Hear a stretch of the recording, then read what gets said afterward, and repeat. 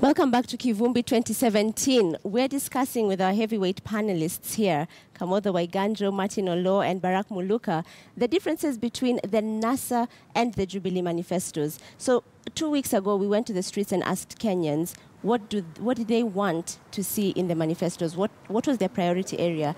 80% voted for food, unga. What is your plan for food security? So looking at Jubilee and NASA, the differences, I mean, very different strategies. Jubilee says they're going to double fertilizer subsidy initiative, enhance agricultural production on at least 1.2 million acres.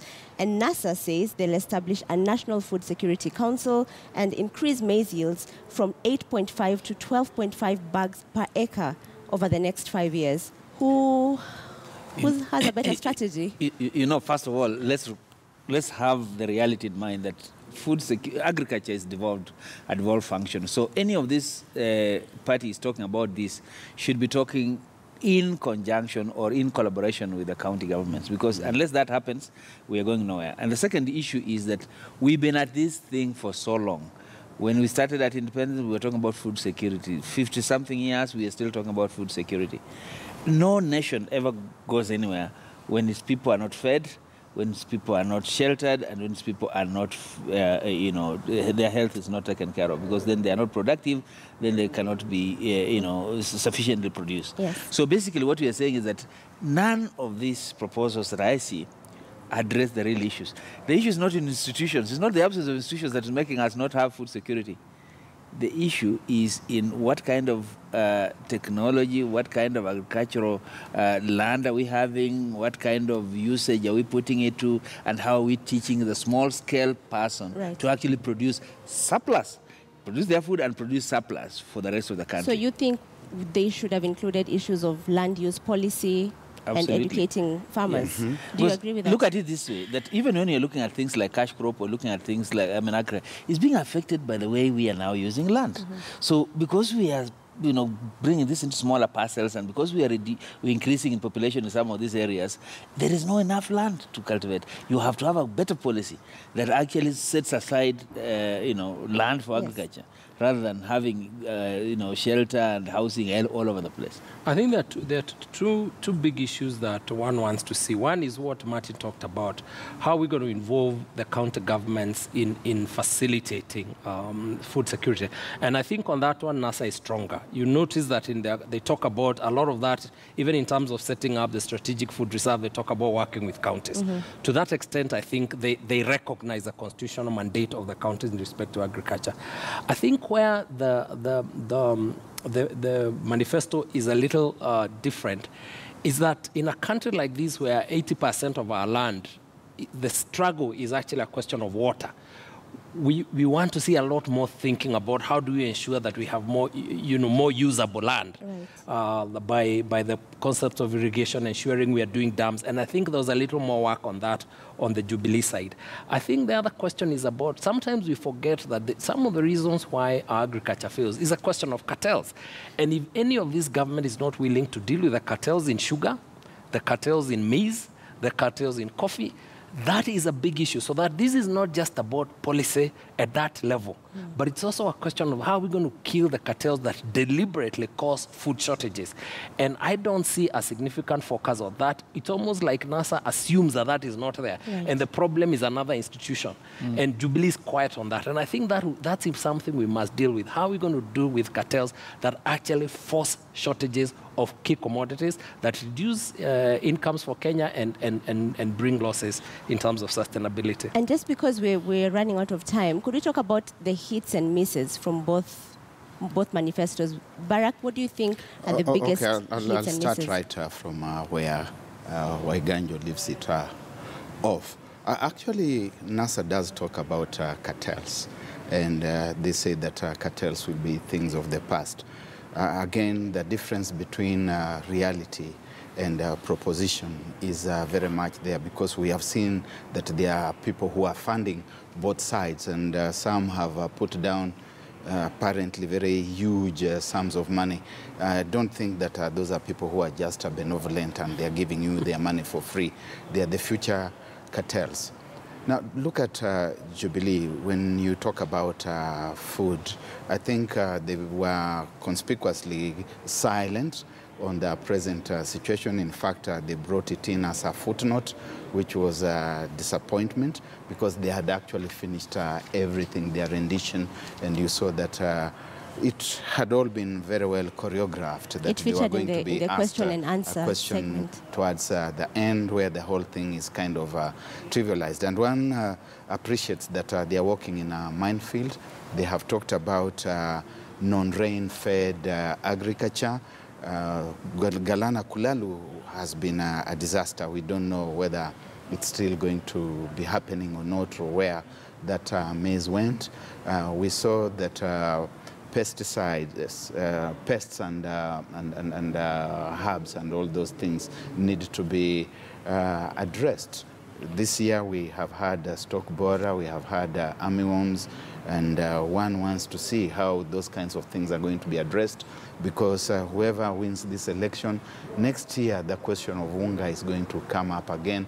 I think the crop is not going to be that so good. Forest cover, they are not addressing it. Questions of how to deal with corruption has not been properly addressed.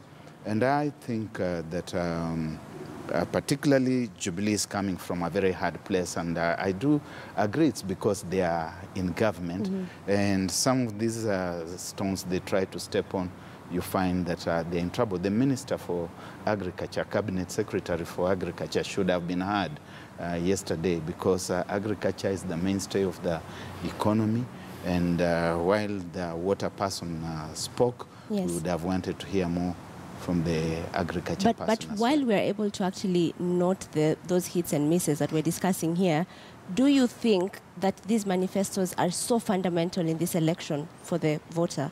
Absolutely. Do you think they sit down and scrutinize both of them and think which one appeals more to me? This is a good PR exercise, speaking to elites like ourselves and speaking to international community and speaking perhaps to business people. But in reality, the local voter isn't bothered about this manifesto. But that said, there are a number of other things that are in these manifestos that are very interesting. For example, just looking at NASA, they are saying that they want to increase maize production per acre from 8.5 to about 13 bags per acre. Now that's interesting, and I would like agriculturalists to rethink, because there are times when maize, an acre was producing about 25 bags of maize. 40. I don't know what happened. So there's some also interesting developments in these manifestos. I think, Aisha, that while Kenyans may not read these manifestos seriously, and I don't think many Kenyans are going to base their vote on how good the promises are, I think these parties recognize that if they're going to be seeking elections in the future, particularly if they form government, they don't want to repeat the mistake of over-promising. So I think one of the things that Kenyans need to do as we develop further is to hold the governments that win to the promises that they have made. Some of these promises have not been thought through. And you can see, when you talk about corruption, and NASA says the way they'll stop corruption is by making sure each of these officials are not going to trade with government.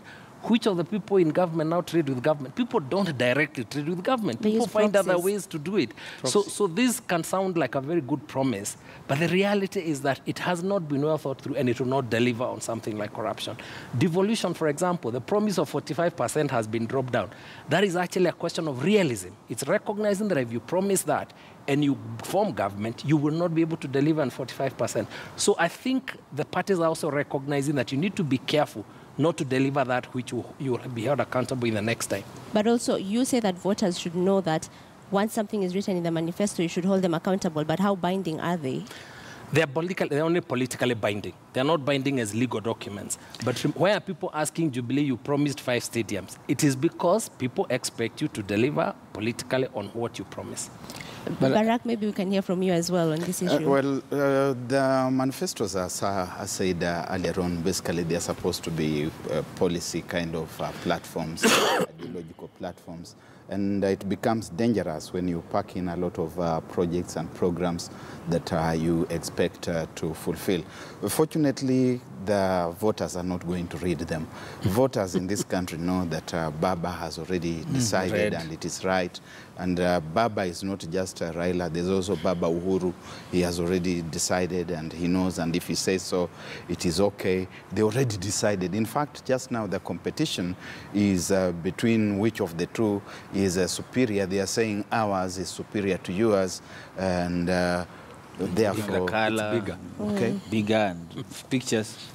So fundamentally, it's almost like an exercise in utility. Not quite, because out of the manifesto, you would expect that we are going to have 5-year development plans that mirror the philosophies and the promises, and they tie in with the bigger visionary thrust that at the end of 5 years, they can say, we found the nation here, and this is where we have left the nation. Whether that will happen or not, I don't know. And there are significant philosophical differences. Yes.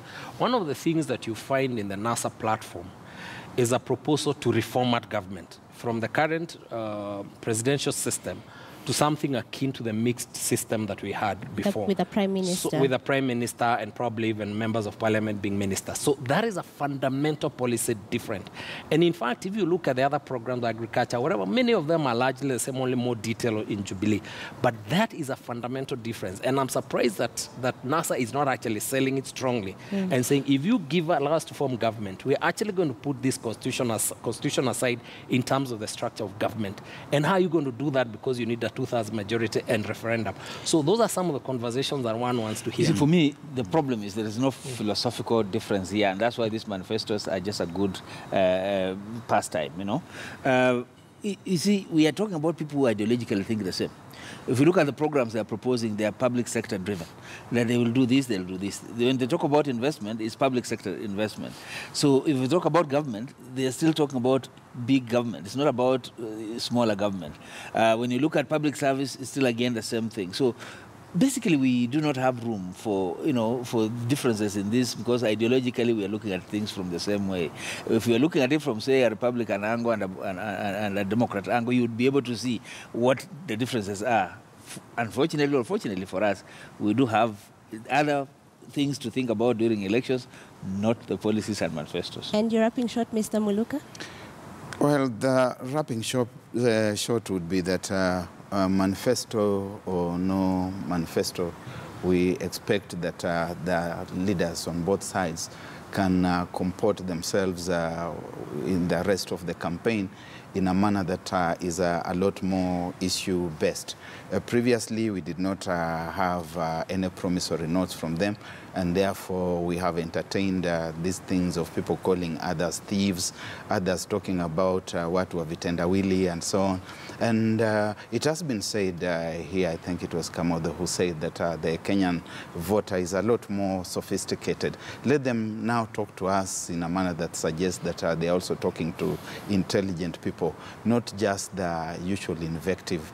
They have placed their platform of issues, let them bring them out. And even the media, we would like to see the media now creating conversations around these issues. And this is one of those platforms, right? This is one of them, yes. All right, thank you so much, gentlemen, for this very incisive discussion. And for you at home, join our conversation, Kivumbi2017, online on Twitter, hashtag.